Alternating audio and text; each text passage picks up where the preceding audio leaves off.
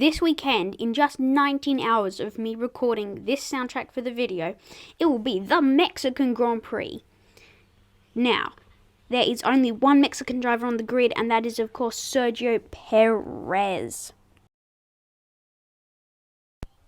Now, next up will be the weather forecast. Now, the coldest it will get is going to be 12 degrees, and that is going to be on Sunday, but otherwise it's sunny for all 3 days with an average temperature of around 20 degrees. It will be 25 degrees at the hottest, and that will be on Friday.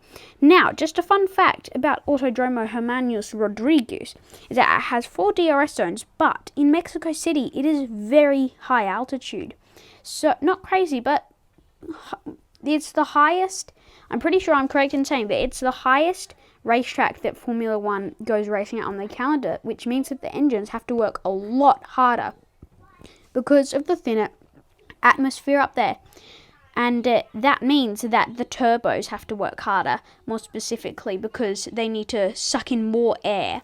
So they need to work faster. Now, Hermanos Autodrome Rodriguez, 4.3 kilometers, 71 laps. Lap record was Valtteri Bottas in 2021. Now, here's the 2022 race results. It was Verstappen, Hamilton, Perez, Russell, Sainz, Leclerc, Ricciardo. He was hit with the 10-second time penalty.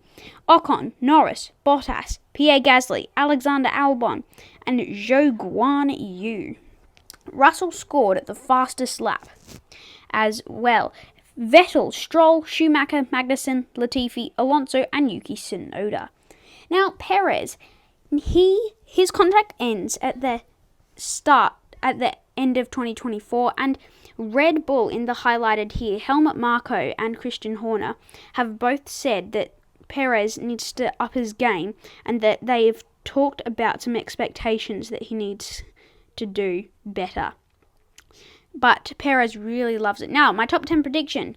Verstappen, self-explanatory. Norris, amazing form in the McLaren. And even though he didn't do super well in Austin, I still feel like he can do very well. Sergio Perez has only finished in the last 3 years here third. All those times. So I think he could finish third. Even though it's his home race, I don't think he'll do particularly good though. Russell set the fastest lap, so he should be in there. Hamilton, I'd say he's behind Russell because, I feel like Russell still is a bit better than him in this current season. The 2 Ferraris. And then Oscar Piastri, he had a bit of a heartbreak weekend at Austin because his tyres kept on overheating and he was really off the race pace. And Ocon also drove into him at the start of the race. So it'll be interesting to see what Piastri gets.